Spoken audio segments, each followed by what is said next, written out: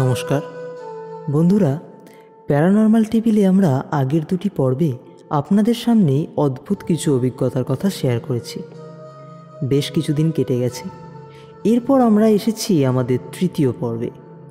এই পর্বে আমরা আলোচনা করব এমন একটি বিষয়কে নিয়ে, যে বিষয় নিয়ে আমাদের সবসময় একটা কৌতূহল থেকেই যায়। বিষয়টি হলো তন্ত্র। আমাদের প্যারানর্মাল টেবিলের অন্যতম একটা গুরুত্বপূর্ণ বিষয়। সেই সুপ্রাচীন কাল থেকে মানুষের মধ্যে যে তন্ত্রের ধারণা তৈরি হয়েছিল এবং তন্ত্র সম্পর্কে মানুষের মনের মধ্যে যে কৌতূহল সৃষ্টি হয়েছিল, তা আজও সমানে চলেছে। চলুন তাহলে বন্ধুরা, আমরা কয়েকটি পর্বে এই তন্ত্রকে নিয়েই আলোচনা করি। আজকের পর্বে প্যারানর্মাল টেবিলে আপনাদের সাথে আলোচনায় হাজির হয়েছি আমি সৌভিক, আর আমাদের সাথে থাকছে আমাদের সত্যদা। দেখ, তন্ত্র হলো একটা বিশাল সাবজেক্ট। যারা এই বিষয়ে পড়াশোনা করেন বা কাজ করেন, এই রকম কিছু মানুষের সান্নিধ্য পেয়েছি এবং তাদের কাছ থেকে যতটুকু শুনেছি সেইটুকুই বলতে পারি। যদিও তার খুব কমই ধারণ করতে পেরেছি, তা সেই ধারণ করা সেই জ্ঞান থেকে কিছু কথা জাস্ট তোদের আমি বলবো। আর যারা এই বিষয় নিয়ে কাজ করেন বা তন্ত্র নিয়ে পড়াশোনা করেছেন, তারাও কিন্তু এই কথা স্বীকার করেছেন যে তন্ত্র সম্পর্কে ওই 100 ভাগের মধ্যে মাত্র 1 ভাগ দ্বারা আত্মীকরণ করতে পেরেছেন কিনা সেই বিষয়ে তাদের বিরাট সন্দেহ আছে। আচ্ছা, তন্ত্র বলতে আমরা এক কথায় কি বুঝব? তন্ত্র শব্দটা এসেছে তনু থেকে, আর তনুর অর্থ হলো শরীর, অর্থাৎ শরীরকে ত্রাণ করার যে বিদ্যা। অর্থাৎ কি করে মানুষ মোক্ষের পথে যেতে পারে সেই বিষয় আলোচনাই হলো তন্ত্রের বিষয়। তবে যে শুনি তন্ত্র সাধনা মানে শক্তি সাধনা।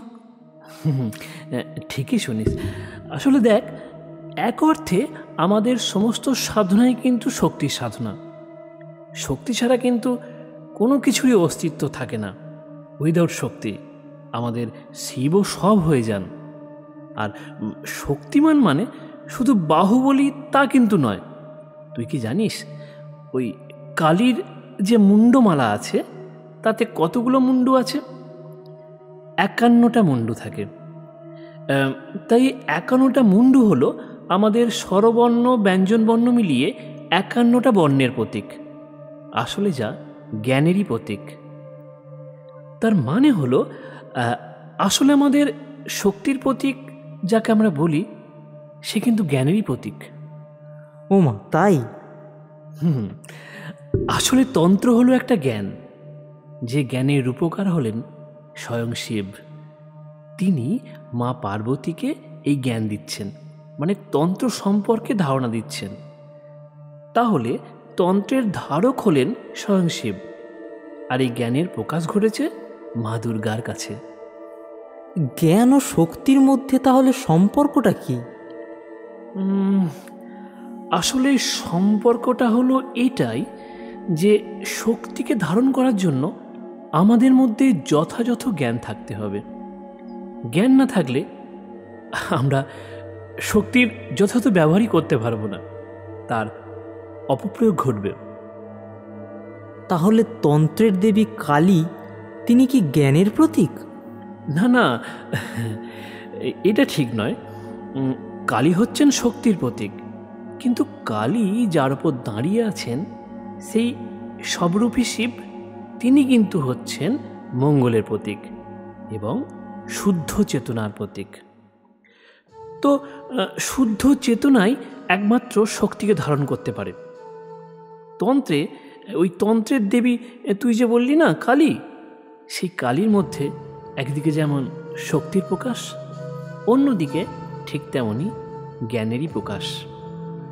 আসলে কি জানিস, আমরা ভাবি তন্ত্র মানে, অনেকের এরকম ধারণা আছে তো যে তন্ত্র মানেই শুধুমাত্র ব্ল্যাক ম্যাজিক। এটা কিন্তু মোটেই নয়। আসলে তন্ত্র বিষয়টা সম্পর্কে আমরা খুবই কমই জানি, আর সাধারণের কাছ থেকে এটা সবসময় সাধারণের অগোচরে রেখে দেওয়া হয়েছে। আসলে দেখবি যে কালী পুজোয় ঢাক বাজে। তোর মনে হতে পারে যে এত সুন্দর সুন্দর ইনস্ট্রুমেন্ট থাকতে ঢাক বাজে কেন? আসলে ঢাকের অর্থ হচ্ছে ঢেকে রাখা, মানে এই সাধনাকে সাধারণ মানুষের অগোচরে রাখাই এই সাধনার একমাত্র উদ্দেশ্য। তাই অন্যান্য ইনস্ট্রুমেন্ট ছেড়ে এই ঢাকের বাজনার আয়োজন করা। বাহ, যতই শুনছি ততই আমার এর উপর আরও ইন্টারেস্ট বেড়ে যাচ্ছে। আচ্ছা, এই তন্ত্র সম্পর্কে আরও যদি কিছু তুমি একটু বলো। তোর তো উৎসাহ বেড়ে যাচ্ছে, কিন্তু সমস্যাটা কি জানিস, যে আমার জ্ঞান কিন্তু এইটুকুর মধ্যেই সীমাবদ্ধ। এর বেশি তোকে আর কিছু আমি জানাতে পারছি না। তাহলে আমরা যদি এরকম কোনো তান্ত্রিকের কাছে যেতে পারি, যার কাছ থেকে আমরা তার নিজের প্রত্যক্ষ অভিজ্ঞতার সম্পর্কে জানতে পারবো, তাহলে কেমন হয়? সে তো খুব ভালো প্রস্তাব। তাহলে বন্ধুরা, পরবর্তী পর্বে আমরা এরকমই একজন মানুষের সাথে সাক্ষাৎ করতে চলেছি, যার থেকে আমরা শুনে নেব তার প্রত্যক্ষ কিছু অভিজ্ঞতার কথা।